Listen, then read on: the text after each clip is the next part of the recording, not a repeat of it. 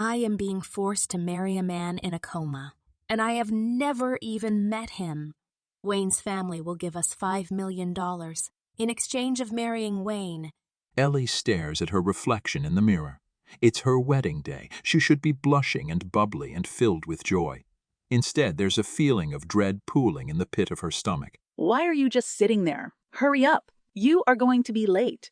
Ellie's stepmother Bethany hovers behind her, glaring. Are you sure this is necessary? How can I marry a man in coma? Well, we could just let your poor father languish. I mean, strokes aren't that bad. He doesn't really need the medical treatment. I still don't understand how there's not enough money to cover Dad's treatment. These things happen, dear. Money comes and goes. You should be thrilled about this whole arrangement. Wayne Lyons is a catch. Just look at him. Bethany pulls out her phone and shows Ellie a photo of Wayne Lyons from before his car accident. Okay, Bethany. I'll admit he's great looking, but he's in a coma. Of course. How else do you think someone like you could land someone like him? Cheer up. Think of the good that will come from this. As soon this is done, the Lyons will wire us $5 million. It all just feels too cold. You make me sound like a broodmare. Dad is in grave condition, and I'm being forced to marry a man I've never even met. Now it's time for you to get dressed. You want to look nice for your new husband and his family, right? Here, put this on. I'm going to freshen up. The car will be here soon to pick you up. The bell rings. It's Ellie's boyfriend, Roger, at the door. That's the cherry on top. Roger is Wayne's cousin. How are you doing, babe? You've got this, babe. You just have to hold out. You will get pregnant with Lion's baby. He will die and we will get married right away. But I can't do this. I love you, Roger. I don't want to marry Wayne Lyon just to give his family an heir. I love you too. Just you wait, babe. I will treat your baby like it is mine. I gotta go. I will meet you at Lion's house. Roger departed abruptly, leaving Ellie alone with her thoughts. With a heavy sigh, she resigned herself to the task at hand, getting ready for the wedding. Ellie dressed in her mother's old wedding gown, a special keepsake from her childhood. It was a reminder of her mother who passed away when Ellie was a little girl. 30 minutes later, the Lyons limo arrives to bring her to their house. The ride is fast, and when Ellie pulls up, her heart is hammering. Ellie enters a large sitting room where a small crowd is gathered. She only recognizes a few faces. Bethany, her half-sister Sasha, and her boyfriend Roger. The doorman shows Ellie to a large room and nudges her inside and closes the door. When she turns, she sees she is not alone. Oh my God, he must be Wayne. Even though he is in coma, I should introduce myself.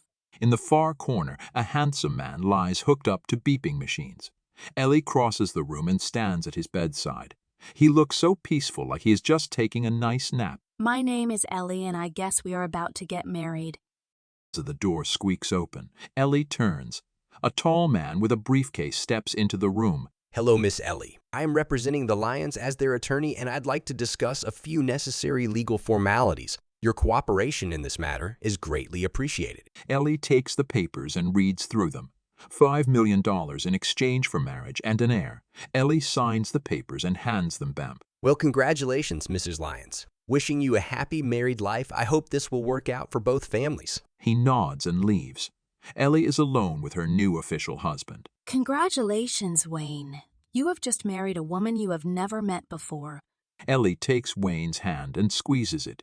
She grabs her phone to text Roger when something catches Ellie's attention in the next room. Soft grunting and a bit of a commotion. Ellie rests her ear against the wall. She can hear Roger making grunting sounds. To be sure, she carefully heads out of the room and turns the doorknob. There he is. Roger having sex with Sasha. This isn't happening. How could they do this to me? Oh my God. My boyfriend is cheating on me with my half-sister. Several tears trail down her cheeks before she sniffles and wipes them away. She can't stand to watch the rest. She staggers back to her room, hurt and shocked.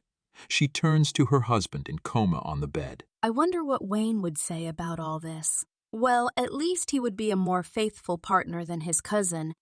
Ellie gets ready for bed. She lies beside Wayne, staying close to the edge. She sleeps fitfully, waking every hour or so with a start. The unfamiliar surroundings are disorientating. She wakes up with a knock on the door. It's morning. A maid enters and asks Ellie to get dressed to meet Barbara. Barbara is Wayne's mom. The maid tells Ellie that Barbara wants to discuss something important with her. Ellie enters the kitchen.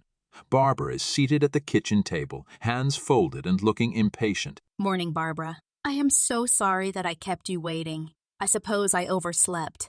I was told you wanted to speak to me? Morning, Ellie. Congratulations for marrying my son. Barbara drains the last of her tea and then pulls open a folder. Now, as you were told, we have some things to discuss. The terms of our agreement were very clear. You were given the money for your father's treatment. In exchange, you were to marry my son and produce an heir.